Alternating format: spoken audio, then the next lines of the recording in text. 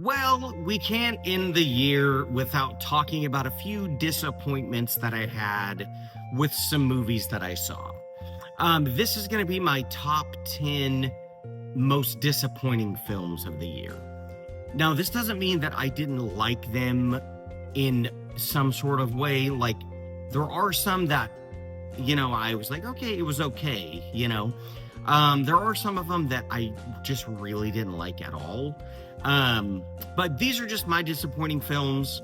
Some of them may sit wrong with you, but that's why we have our own opinions. I would love to hear a film that you may have been disappointed with this year. All right, let's talk about it. And these are going to be in no particular order. These are just some movies that I was disappointed with.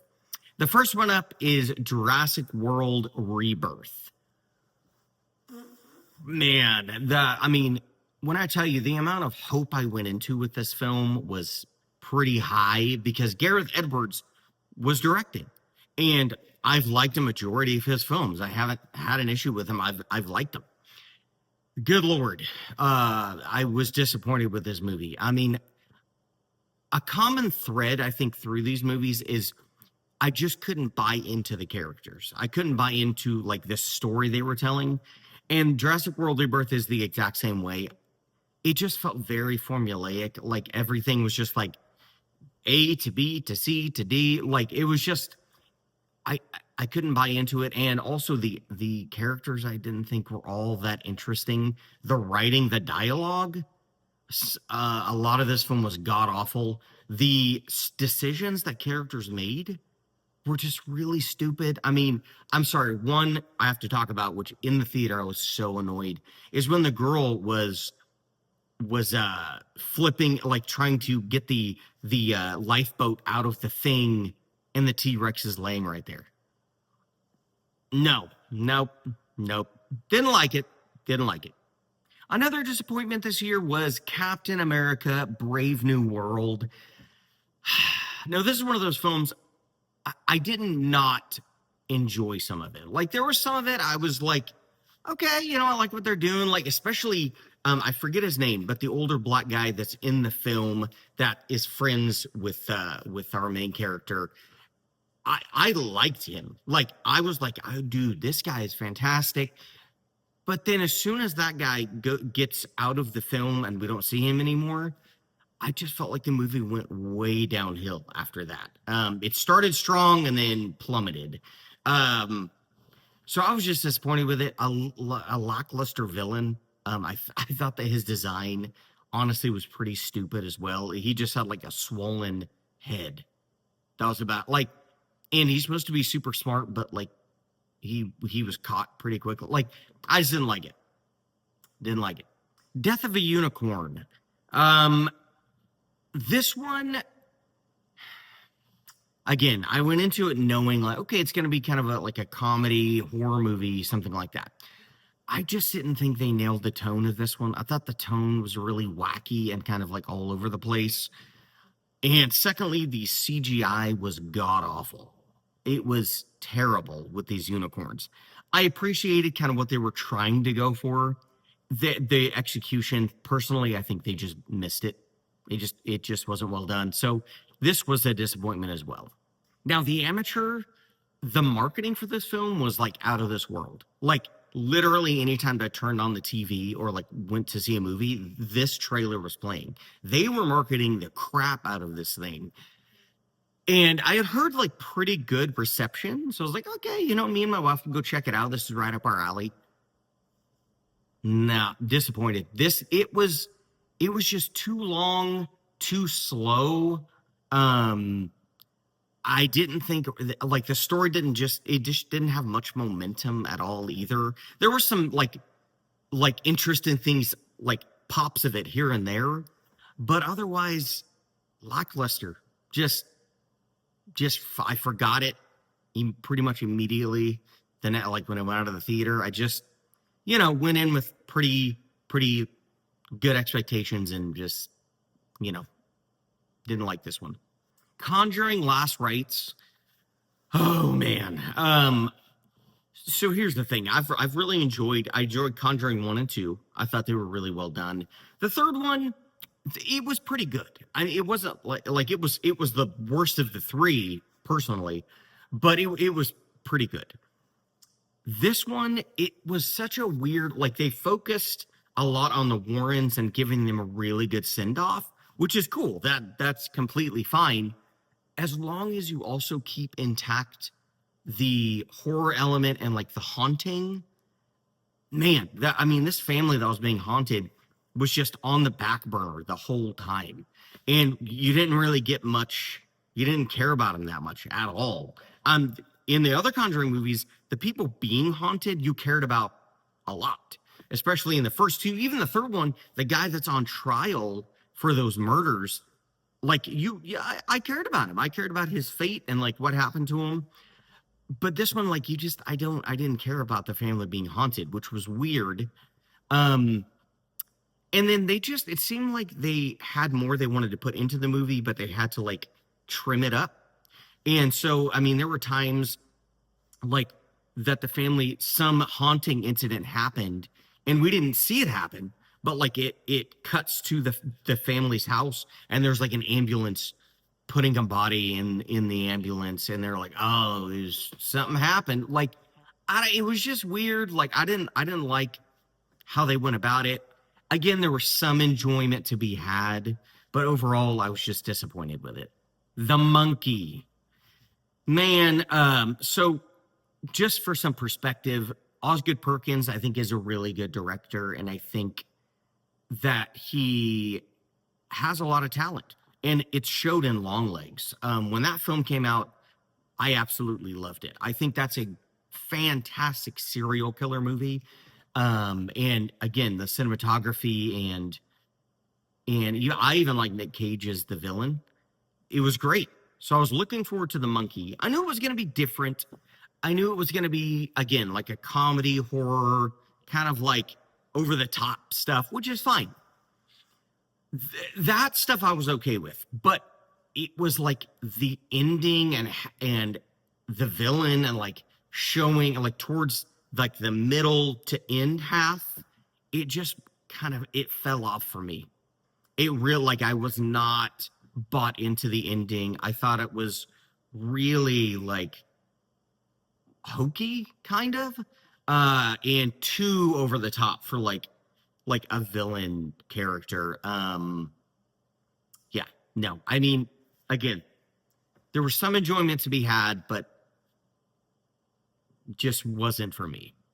Well, this was one that really hurt my heart because I was really looking forward to this one. Mickey 17, Bong Joon Ho, director of Snowpiercer and Parasite. Like he's fantastic, great director.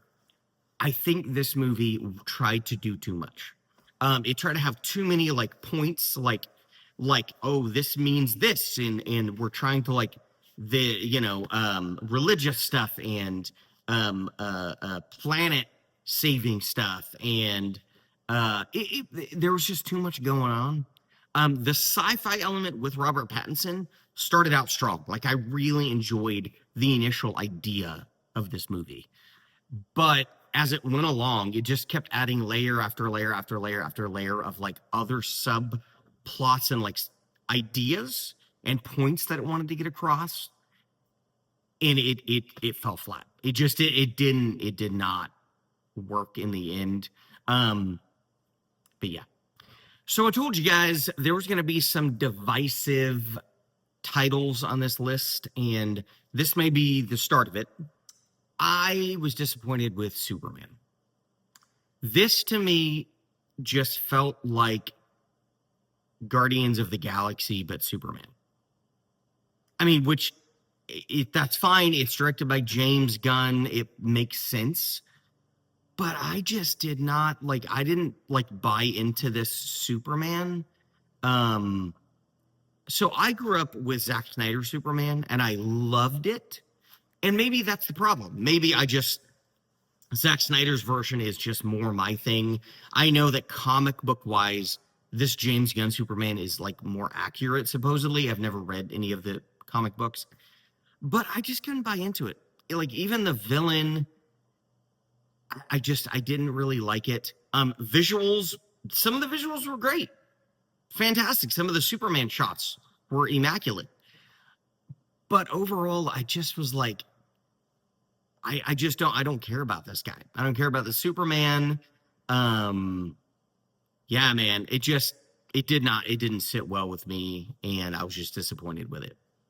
This is another divisive title in my film, maybe the most divisive, because this one honestly is in some people's like top 10 movies of the year. That's great. I just I was just kind of disappointed with it because I had heard great things about it. But when I went to see F1, it, like I don't know, the visually it's stunning. Great movie. Joseph Kaczynski knows how to create like a big blockbuster that looks amazing. Top Gun Maverick, perfect example. My issue with this movie goes to like the acting and the writing.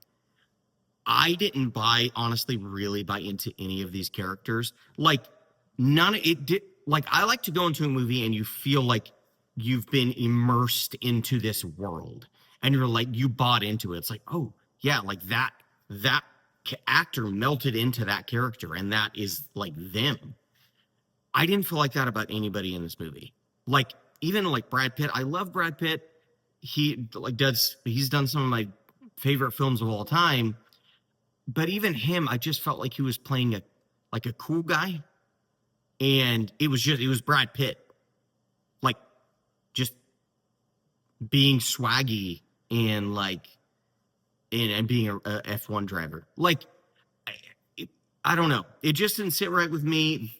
There was some, honestly, even when I first saw it, some kind of like partially like cringy acting sequences. Like there was one part in particular where Brad Pitt blows up on his younger driving partner. And it was just like it didn't feel real at all. It felt like a stage play. Like you could tell, like they're acting. And so I don't know, man. This one just kind of fell flat for me. Like I even the other day I tried to rewatch it with my wife, and we both felt the exact same way. It fell flat. Like I wasn't immersed into this Formula One world. It was just like cool Hans Zimmer score, some cool visuals, but I mean that was it. The last film I want to talk about is the most expensive Netflix film ever made, The Electric State. So this is created and directed by the Russo brothers, who directed, a lot of the Marvel films, the Avengers, like all that stuff. They know how to make big, fun movies. Now, this movie was fine. Like I didn't hate it in the end. It wasn't like Jurassic, to be honest, like Jurassic World, I didn't like it at all. This one, I found some enjoyment in it. Like there was some cool stuff, some cool visuals. You can tell they spent a crap load of money on it, but it wasn't worthy of that budget. It was so underwhelming when it came to like this big bold blockbuster they wanted to put out. It just wasn't that. And I don't know if they would have done a theatrical release, if that would have like changed it, but like even Millie Bobby Brown in it didn't like stand out. Like she was fine. Chris Pratt was fine. The story was just kind of bland. Like it was forgettable. And how much they were marketing this and wanting it to be like a big Netflix hit, which I think it may have been, but for me, it just fell flat. Very forgettable film that cost so much money to make and was not worth it at all.